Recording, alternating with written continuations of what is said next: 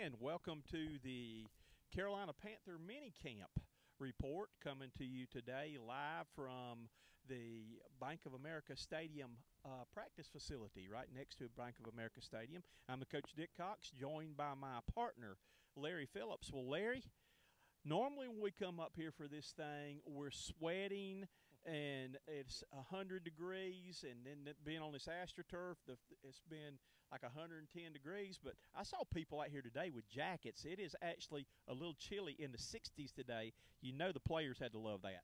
Oh, you know they did, and it's a very unusual day, but anytime the players get a break weather-wise, they welcome it. And it's good. You know, yesterday I went in a store in Spartanburg, and they already had out, it was Hobby Lobby, they already had out the Thanksgiving and fall stuff. They had football stuff out and even had Christmas trees in there, though. So that tells you football season is just around the corner. Oh, they must have known something we didn't know. Maybe they checked the weather forecast before we did. I thought I'd taken a Coach Tony power nap and woke up like 4 months later or something like that, though. But football season is just around the corner, because these 3 days they have here in minicamp will be the last thing they do. The players get a month off, and then before you know it, it's going to be time for the Panthers to come to Spartanburg. Oh, yes. I mean, you know, it's time for people, you know, they've done their off-season workouts, they've kept up with their conditioning, made their plans, and now you see some of these plans being put into practice, and you're right, this is the time to get ready. Well, Larry, the first thing we had to do when we got today, the first thing I had to ask for was, can I have a roster, please? Because there is a lot of roster changes. There is no more Jonathan Stewart. There are some other players that are no longer with the Panthers now, and there's a lot of new faces. Kind of funny, too, that me and you both know a guy named DJ Moore, but this is not the same DJ Moore that we know, their #1 draft choice, who's been catching their eyes, catching the ball, though. But not only is there a lot of new players, but you've got a new defensive coordinator. You've got some new defensive coaches. You've got a new offensive coordinator. You've got a new quarterback coach, again, to go along with things. More importantly, you've got a new owner. Yes, I mean, lots of changes. I mean, you know, I can't imagine there being many more changes that, like you pointed out, you know, every year the roster changes somewhat with draft picks and trades and free agency. But, you know, when you've got that many coaching changes, that's huge. And an owner change, it's almost like Charlotte starting over in a sense.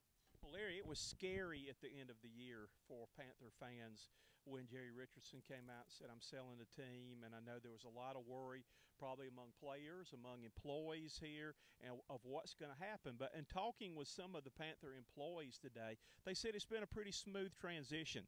Not a whole lot of changes and all like that, though. Said that the new owner is probably going to move in sometime in July. He has not moved in to the office yet, though. One thing with all the changes, one thing is not changed, and that is the Ron Rivera calming influence on this team, business-like work ethics, and knowing how to win and putting together a good football team. I think we're going to see the Panthers put together a new team, good team for this coming season. Yeah, I agree with you. Very good points. You know, Coach Rivera's kind of like, I guess you'd say in this situation, he's the rock. He's the foundation and a fantastic football coach. And even though there's change around him, he's going to have a plan, and he's going to put that plan into action. And the Panthers are in great hands. And that was one of the first things they did, was give him an extended contract to leave that stability when you didn't know, because at that time Marty Herney had not been hired full-time. The ownership was changing, but they locked their coach up long time. And, again, I think that was a great move, though. But things seem to be moving in the right direction. Like I said, no Jonathan Stewart, but a bulked up, muscular-looking Christian McCaffrey, who they say is going to play a bigger role. It was good to see our buddy Demir Bird out there, even catch a touchdown pass while we were watching, though. But I think this team is going to have a lot of weapons. They've got a few things to replace, but hopefully they got some young guys coming in. But I think they can have a team, I think, good, just as good, maybe not, if not better than last year. That would be a great thing, and I think the Panthers can do it. You know, you got to avoid that injury bug. And while you're talking about running backs, C.J. Anderson coming over from the Broncos, I believe. That's a big pickup and a big get for the Panthers. And they're the love of this city, and we want to see them thrive, and I believe we're going to. And again, I think one thing that's going to be really curious to see with Norv Turner, the offensive coordinator, he seems to think that Cam Newton can be a guy who can complete 70% of his passes.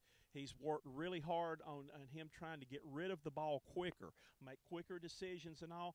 I'm kind of anxious to see, what the offense – I still say a Ron Rivera team is going to run the ball, but I'm kind of curious to see what Norv Turner and company will mean now to the career of Cam Newton, because he has produced some really good quarterbacks. Yeah, Coach, and sometimes that's a misconception or kind of a tricky situation for the fan to understand. When you see your quarterback get sacked, players might want to jump on the offensive line, and certainly sometimes there could have been a missed assignment. But a lot of times it's getting the ball out on time. With these talented, fast, fierce pass rushers, you're not going to hold them out very long. So, having a good scheme protection is great, but then planning on getting that ball out quicker, that's great. You've got to do it. And one thing, too, that's important, too, we've got Julius Peppers back. You've got some other players coming off surgery that are not able to practice this week. But Ron Rivera said it's important, especially for the younger guys, to see these guys that are out here right now that are here to help teach or just being present on the field, keeping up with what's going on, and it can be used as a sounding board. Even though those guys are not practicing, they're still an important part of this team.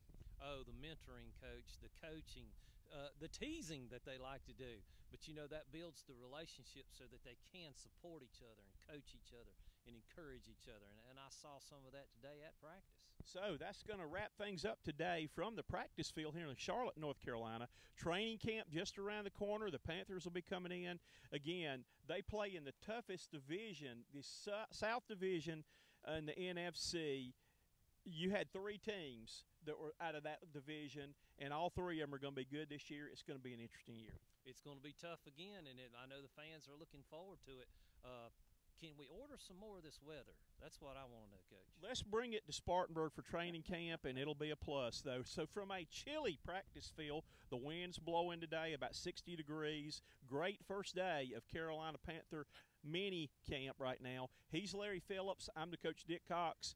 We'll be bringing you all the action from training camp in a little over a month. Until then, have a good summer. Goodbye, everybody.